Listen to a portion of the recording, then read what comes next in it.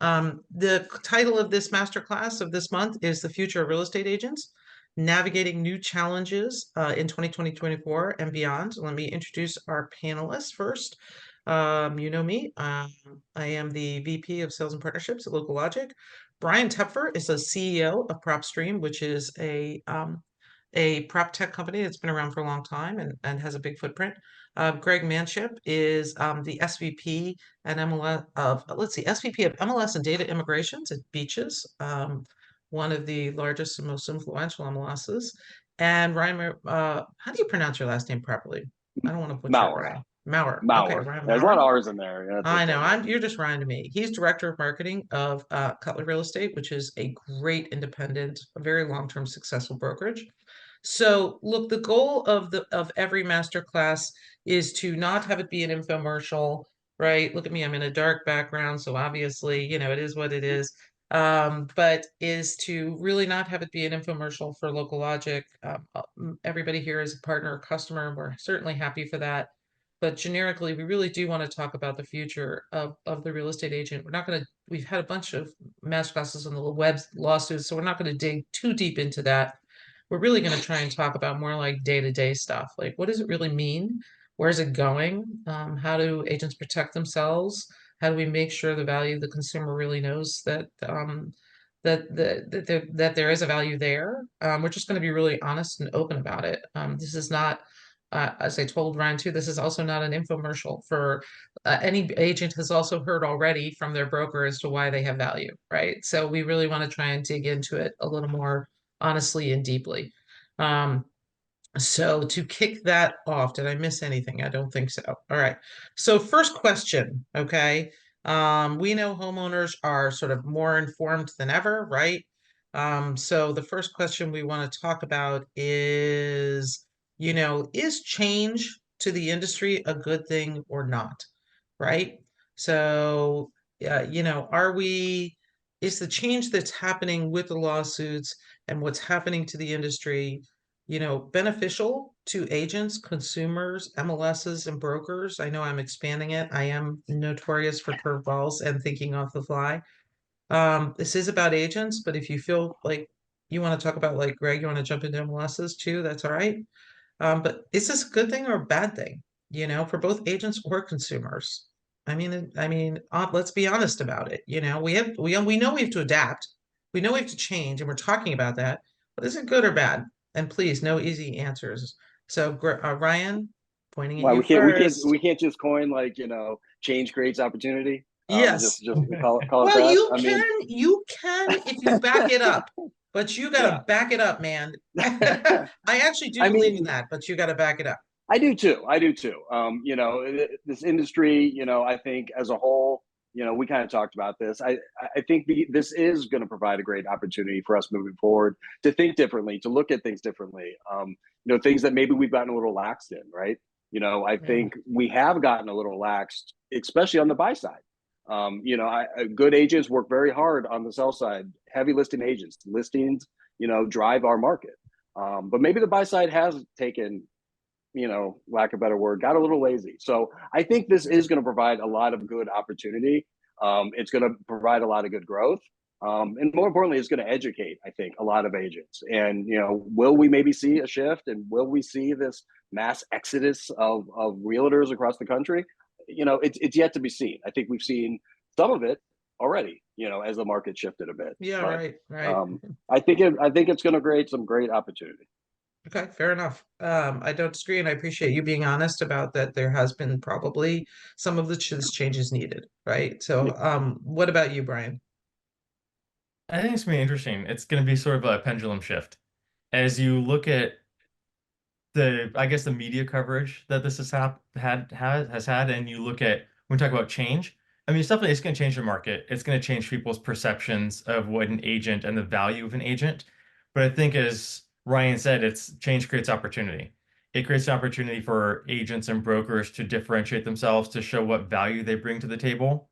And I think actually at the end of the day, it will make real estate stronger. It will make agents and brokers stronger because they're going to show exactly what the value that they provide is. And it's more than just, oh, I'm going to list your house. they're a fiduciary, they're responsible for the transaction, they're representing people. So I think at the end of the day, it's going to really kind of shine a light as to why this is such an important market. Okay, good. All right. Yeah. What about you, Greg? Yeah, no, we're dealing with change all the time. So, now whether it's good or bad, it should be good from within. If our industry is evolving from within using technology and doing that, we have to change, right? And our agents and brokers have to adapt all the time. We have to keep up with what the consumer is doing and wanting. So yes, change is inevitable. It's happening. We have to adapt to it. There's no doubt about it. Is all change good? Absolutely not. I don't think forced change is good all the time when Yeah. you're dealing with outside forces that are trying to, look at the industry or make judgments or calls on the industry that don't necessarily have the knowledge of what a transaction is or what an MLS is or the whole, idea of the whole industry and how we put together the industry from agent to MLS to association. In those cases, I think that we have eyes on our industry that don't necessarily have the best interests. And so, yeah, change is good when we evolve and it's about listing and selling real estate and the best ways of doing that, but not always. Oh, love it. Mix it up. Make me happy. I appreciate it. Because it's a great point, right? I mean, the change is good. Okay, easy. But Greg makes a great point. Forced change is another thing. And who that forced change is coming from is a whole nother ballgame, right? Right. So I'm not going to touch that too much because No.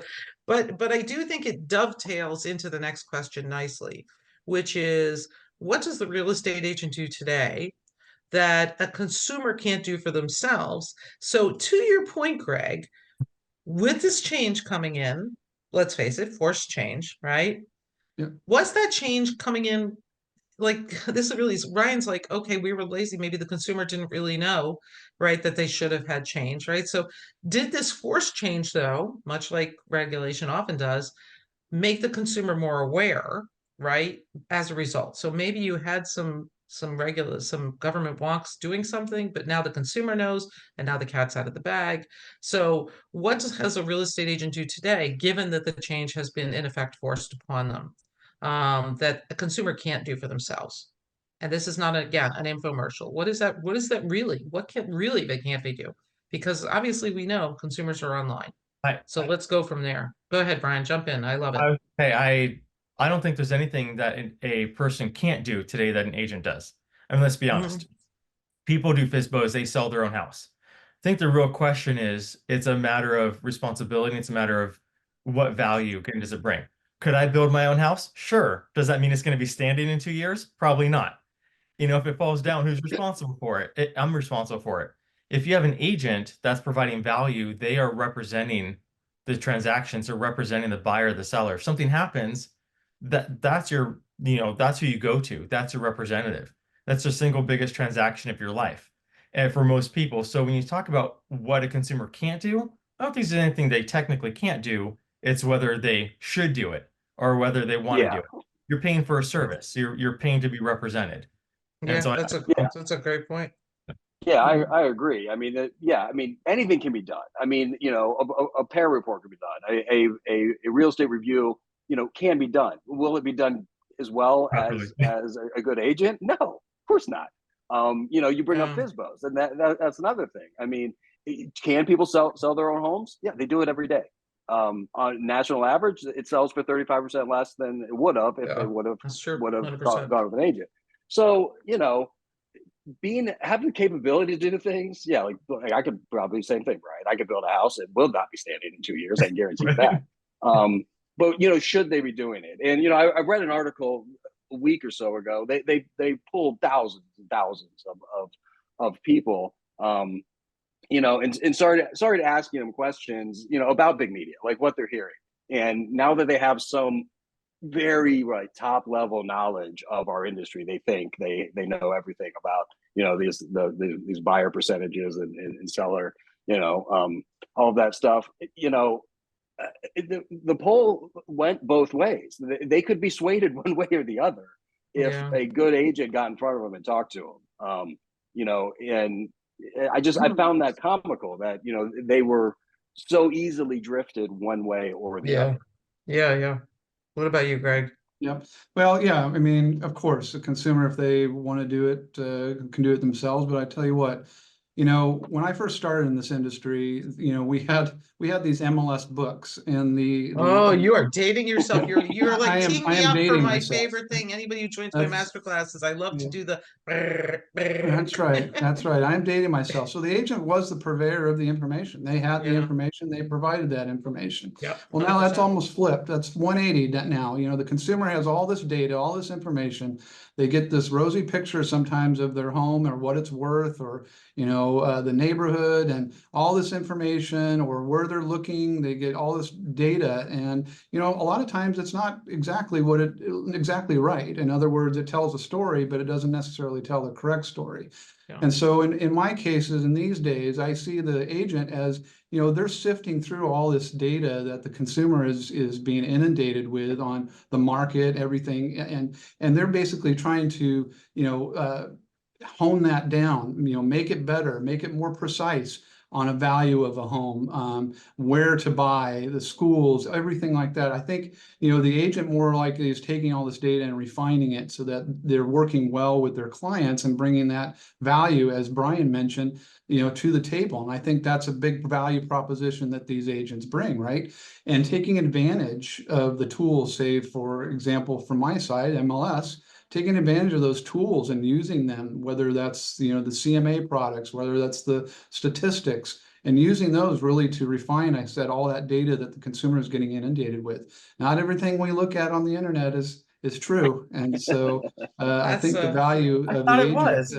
is Yeah, taking really. advantage. Yeah, right. Well, Right. that's So perfectly said. That's perfectly said, yeah. Greg. You know, it's funny. It makes me think of so many things in my head, which is, you know, it's funny because people, when I was, you know, working at List Hub, people assume that the data is updated regularly, right, on the portals.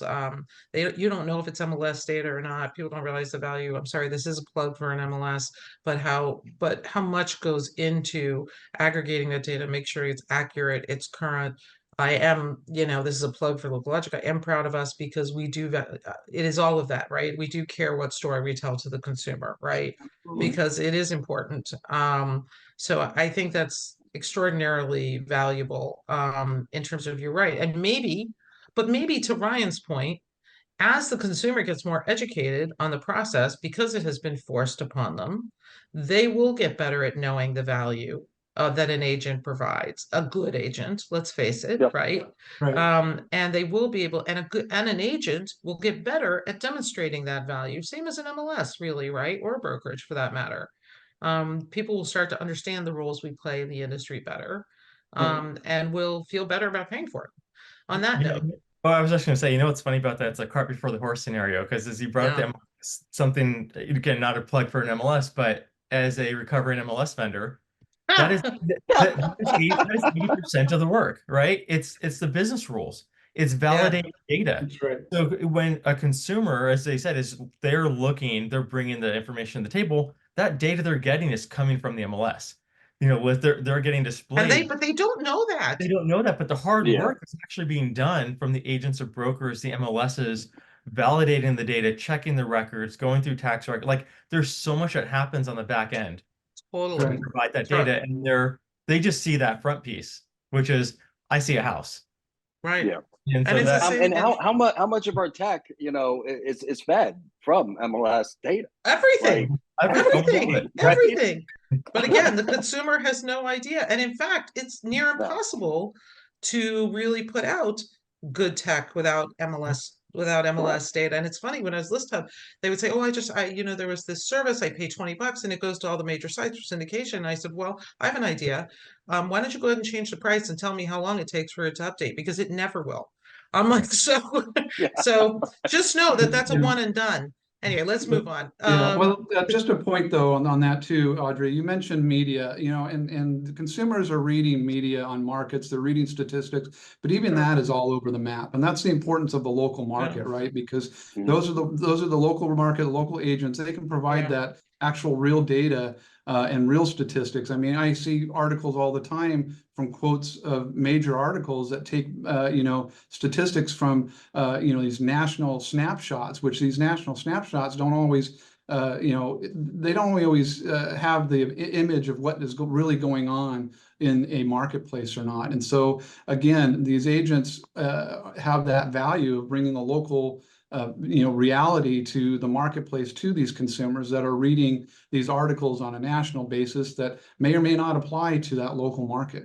Well, believe it Yeah. or not, are reasonably objective. So imagine that. Yeah. Okay, next question. Let's dig this hole a little more. By the way, if you have questions, please put them up in the Q&A. I will try and get to them after. Listen, I never say this whole thing has to take an hour. We might be done in 30 minutes, 5 minutes of questions. I try not to be so restricted.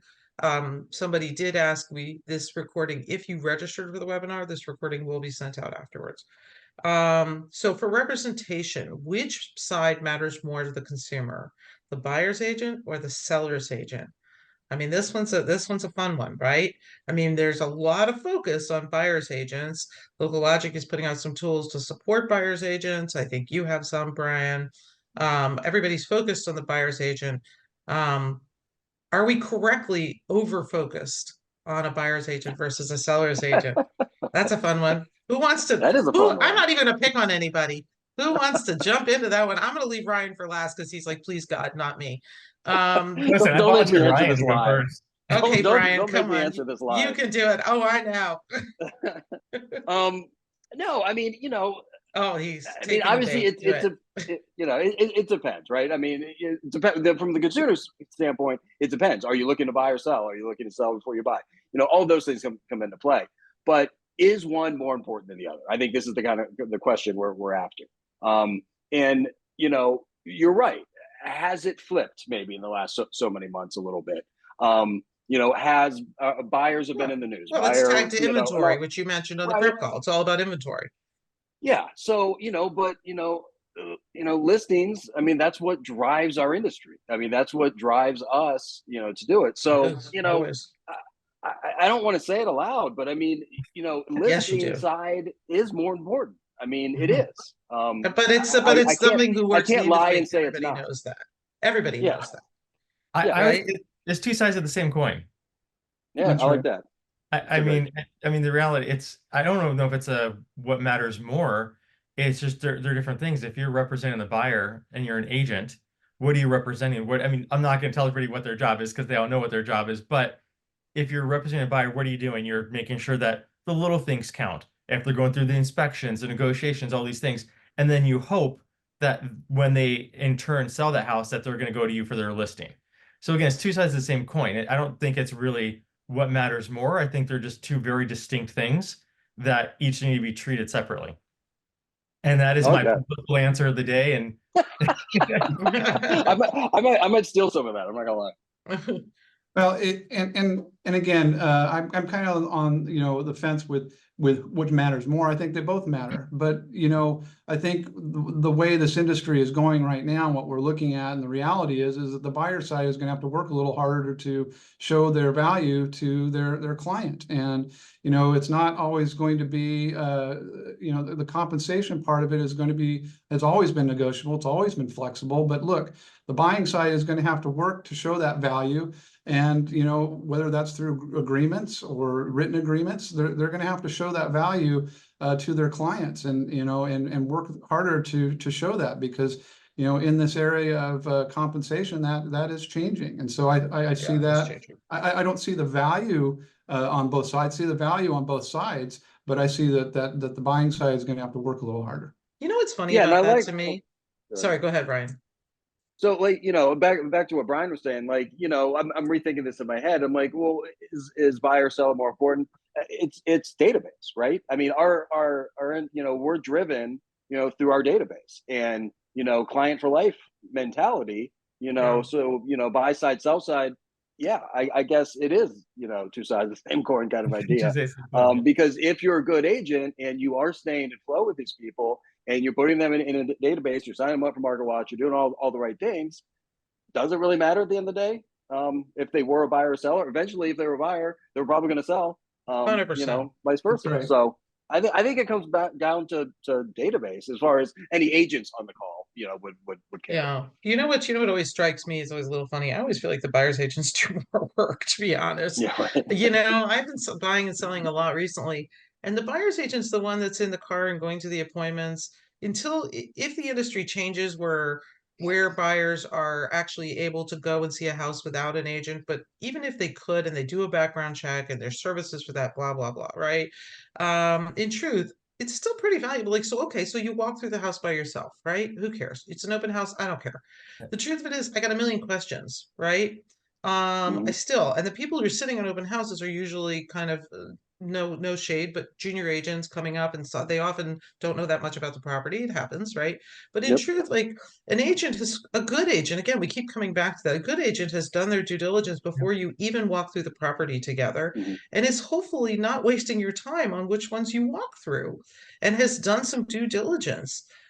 So it's funny to me a little bit about the whole thing. I feel like the only reason we're really questioning the value of buyer's agents is because the inventory is online. Well, Okay. think of Yeah. it this way. Oh, sorry, go ahead. But in truth, and a seller's agent does a lot of work, but in truth, they're not driving around, right? And a lot of them don't even sit on their own open houses anymore. It's work. But the truth of it is the agents on either side have to be good. It's really about once a person comes and finds a house they like, the work is done equally once you're negotiating contract, in my humble opinion. You know?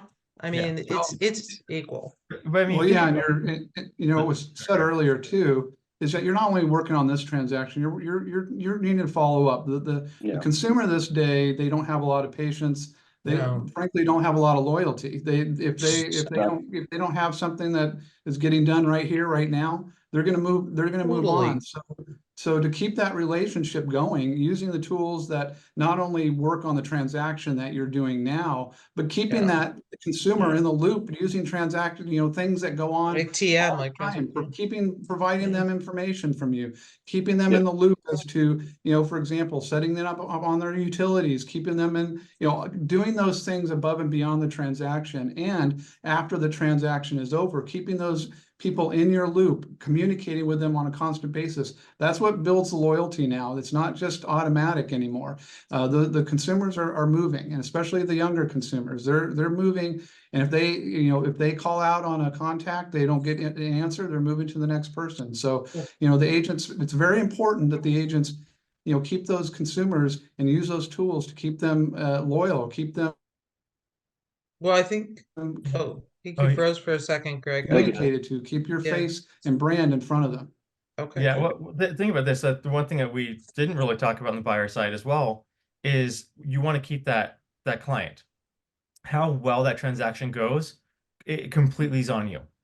And so Totally. but as you're going through the little things, when you're talking about price negotiation, let's say once you get into escrow and you're going to that process of, I need an inspection. If something goes wrong, who's representing you? Who's negotiating things that get fixed? Who's the person that's doing all this work? The buyer's agent. Yeah. Yes, the listing agents Or having to do making sure that it's written in the contract correctly so right, that you're covered, right. Yeah. And I know that you're going to be calling that buyer's agent constantly. What's the progress? What's the status? What's happening? Totally. Is this getting fixed? So and how they handle that is going to determine if they're going to be a client in the future.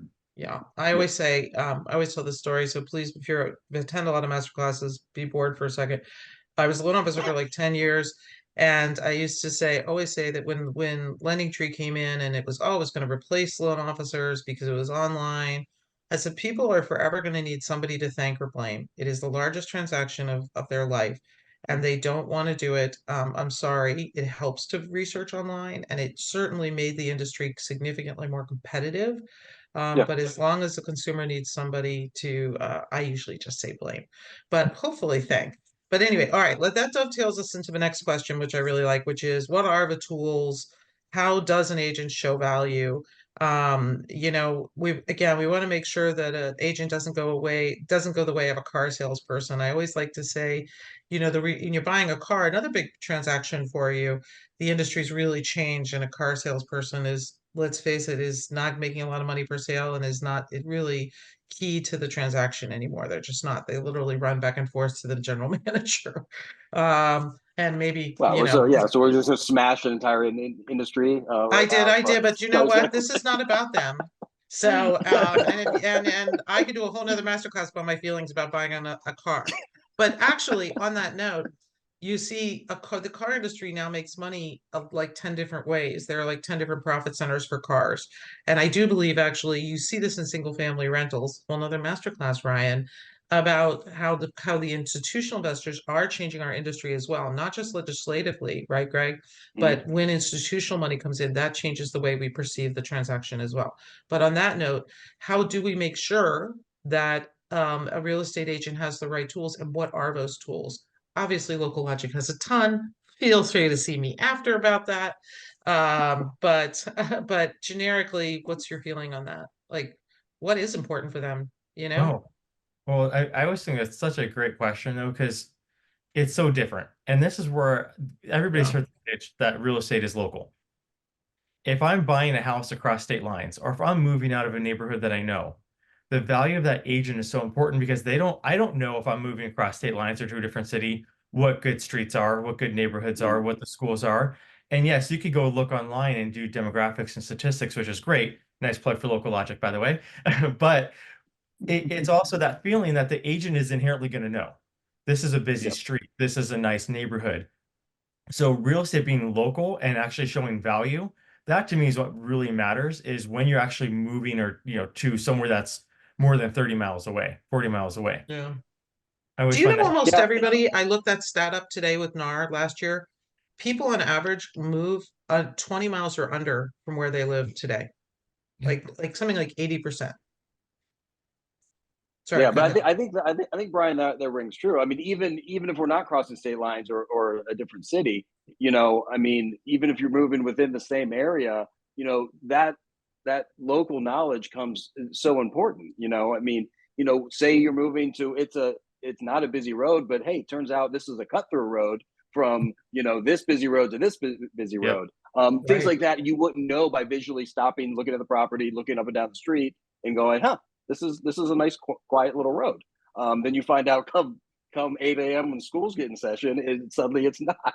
Well, let me ask A you nice a road. question before Greg jumps in because he'll like this one.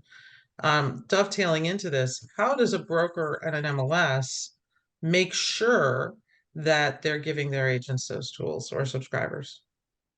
Well, I mean, that is our job, is to provide those tools. But what's amazing to me is, we provide a lot of tools. MLSs in certain areas, they provide a lot of tools for their agents and brokerages. It's amazing to me, though, if you look at what's actually being used versus what we provide, it's amazing to me.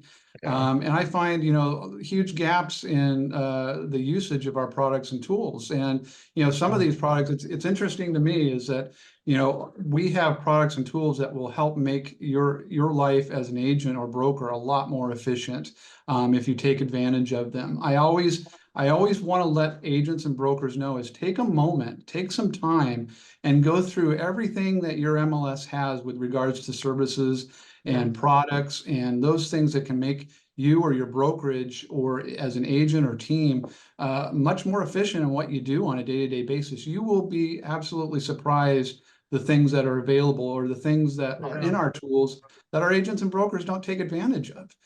The other thing I've also seen is that brokers have invested in tools for their agents and are paying money, and the MLS is providing it to them as a tool for free. And so they're purchasing tools that are duplicative of what the MLS or association is offering for services. So I always say, we need to keep, as an agent and broker, we need to keep on top of technology. So we are at the same or better, more likely better than what the consumer is getting and what they're being provided, online. Is we've got to do a better job with that, and we've got to do a better job with the tools that we're using. But take some time, look at the tools that you're being offered, and take that time, because I tell you what, a lot of times they will save a lot of time in your day-to-day business. I have found that Yeah, I mean, the stronger MLSs have major in-house, and brokers too, Ryan, I'll let you say this, like have a Yep. lot of like a strong in-house training staff. That's always impressive to me. Absolutely. Sorry, go Yep. ahead, Ryan. Yeah, I mean, I love the integration, the advancements AI has created for us, the automation that it's there. You know, but the best tool is the one that, you know, at the end of the day is the one that's being used. Just like the best CRM is is the one that's being used. And you know, we say that a lot, and it just rings true. But you know, I think we need to look inward. You know, for agents on the call, for other brokers on the call. You know, to Greg's point, we have this data. Like, what are we doing with it? You know, it is our responsibility as broker owners, as CMOs, as you know, whatever you know your title might be, from a leadership level, to be looking at that data, to be understanding, you know, who's using it, who's not. You know, and if you're not doing that, you're not doing proper tech stacks, you know, multiple times throughout the year on your own tech. You're really not in a position to know what you need, you know, what else you may need. But you know, again, it just goes back to, you know, the best tools are the ones that are being used. The MLS, Yeah. all MLS offers great tools, you know, to brokers. You know, we happen to be an all-in-one with our tech partner. So yeah, I mean, there are things. I'm in 7 different MLSs, and these MLSs provide same things my tech provides. Yeah. But yeah, I think it just comes down to that. I mean, you know, Yeah. you I got think to use that's them. yeah. Brian, do you want to chime in on that or no? No, I mean, I agree with everything they're saying. Shocker. Okay, all right, that's fair. Yeah, it's really Um, about the tools. Yeah, it really is, and I agree. And I do think, like, I do think agents, it's disingenuous though, not to say they don't get overwhelmed with them. And I do think the onus is on the broker and the MLS or wherever they're getting that tool, or the tech vendor for that matter, to make sure they show value. I actually think that this is a fun little thing before I go into the next one. It's a segue. You know, my first B2B tech career in real estate was with transaction management. And it was the best thing since sliced bread, but nobody used it. And to this day, I don't think anybody uses it. And it's been around forever. And it's so, I think it's going to come of age. I meant to tell James this, if he's listening, Mr. Dwiggins, that I believe that transaction management will come back like a gale force wind, because I do think as the consumer becomes more involved, and they do start to understand these tools more and what they mean to them, and they do start to look to the value, right? There are certain things, whether it's our neighborhood intel reports or transaction management, there are things that will start to really come back. I think that are tools maybe that have been around a while, but nobody was really using. So I think they don't even have to be new tools, in my humble opinion. No, There's I a don't think plug so. for a plug for TM.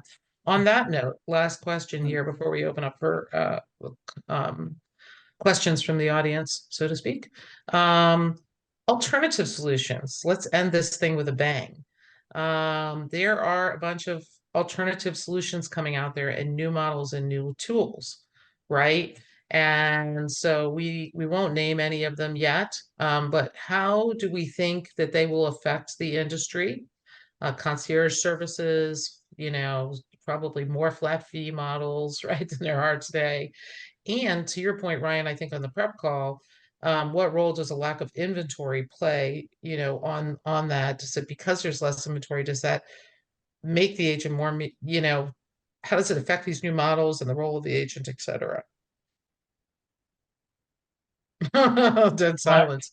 no, Um, I could answer, but my answer is going to be a little bit biased, because I mean that's exactly what we do, right? We provide tools for agents at Propstream. But it does come down to those things like inventory. And those are the things I think tech companies like us are trying to solve, which is how do you take data, we aggregate data from so many sources that for most people would be cost prohibitive, and help find those leads for low inventory.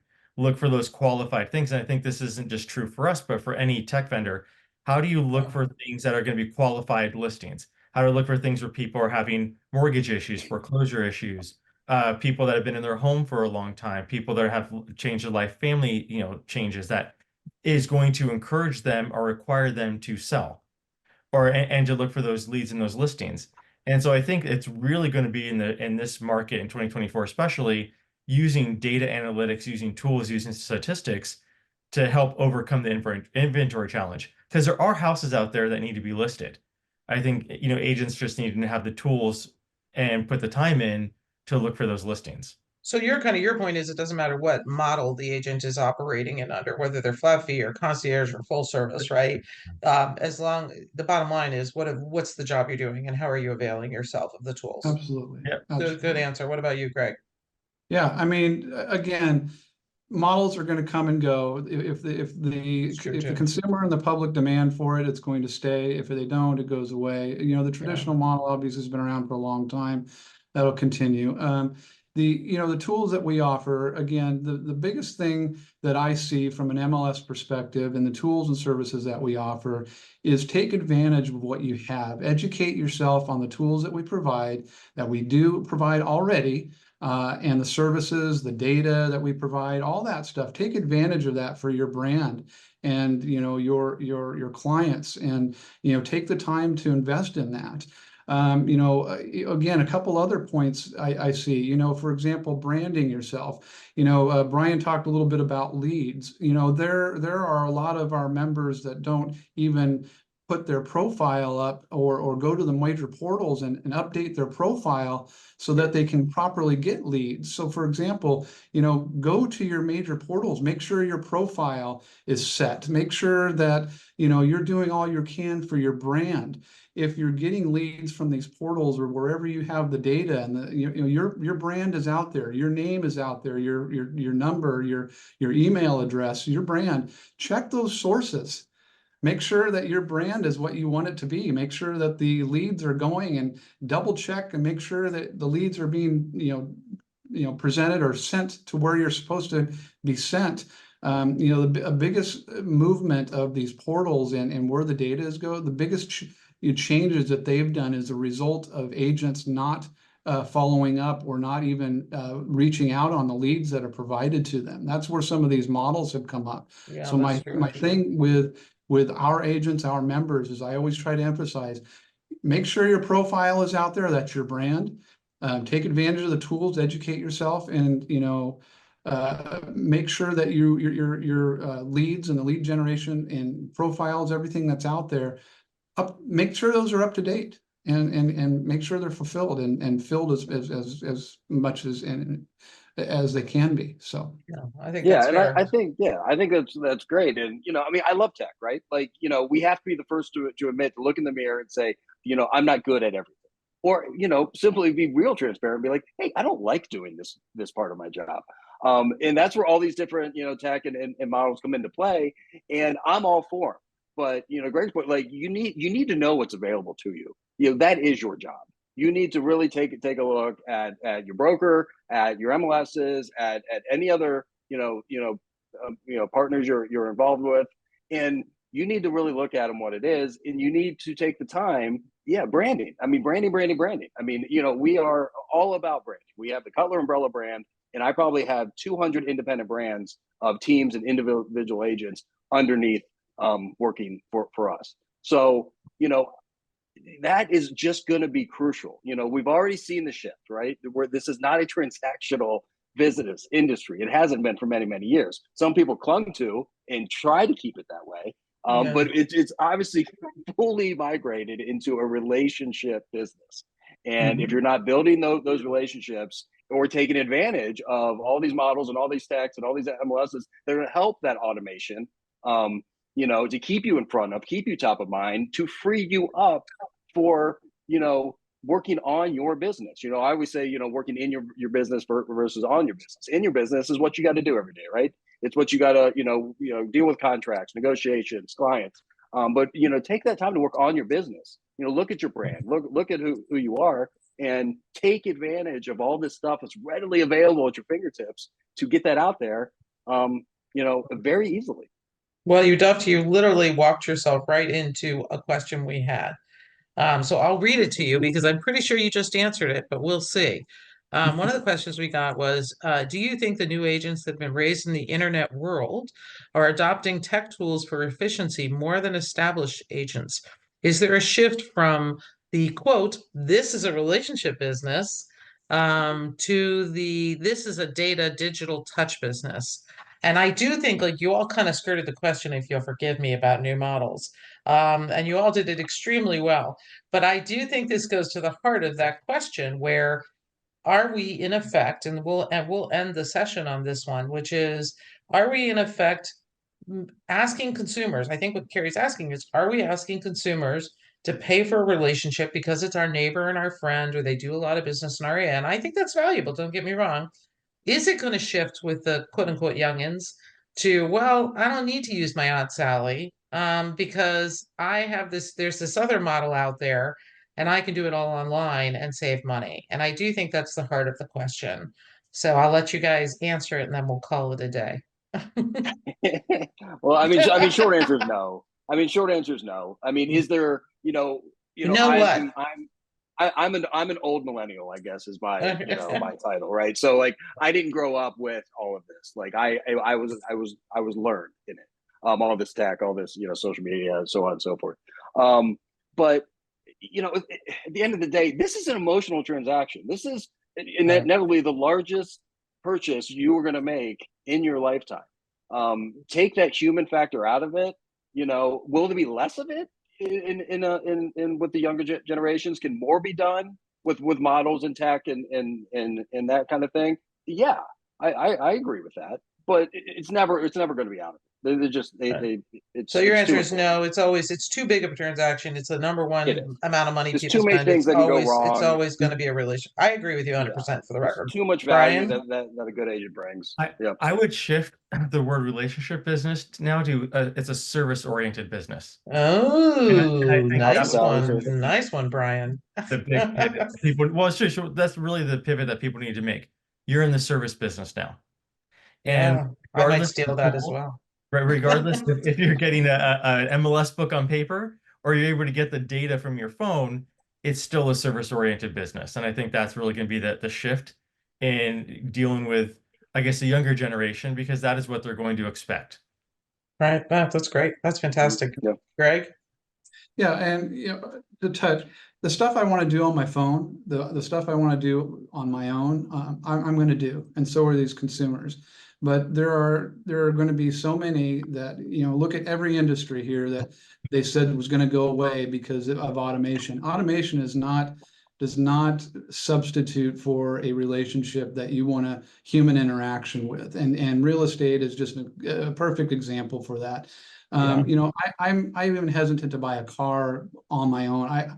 Without some sort of interaction or some sort of opinion or some sort of inside look at the house You or see, we're the still going to the dealership. It's a great point. exactly. And that's going to continue. And so, yeah, I see that the human interaction, the relationship, this is a relationship business at the end of the day, that the ones that Yeah. are successful, they create good relationships.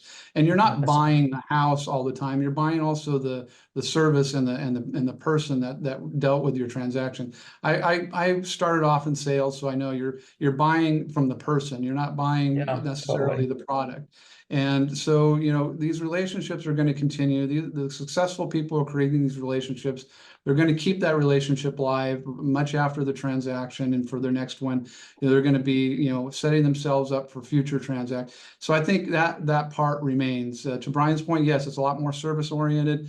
We can do a lot more things with automation, on the tap, but at the end of the day, you look at the percentages of people that are still using a real estate agent, it really hasn't changed a lot in the Yeah. last years. We're still using agents, we're still using brokerages, we're still using that human interaction. So I think Somebody to thank or somebody to blame, right, Greg? At the that's end of the day, exactly God that's help you, you exactly screw it up and it's on you. Which both is an opportunity. Which both is, right. is an opportunity, right? Blame or Yep. thank. It's a opportunity. Right, Hopefully, exactly. thank. Well, Hopefully, I do think we'll tie it up. I do think this is about being I hate to say a good agent, but I think so we do know this is an 80/20 business. And if this is a real career for you, I'm sorry how else to put it, people should never really will not question your value. 90% of consumers were happy with their agent in 2023, 90%. So I believe in that. And I'm glad we're here. Thank you for joining us. The next masterclass is on neighborhoods.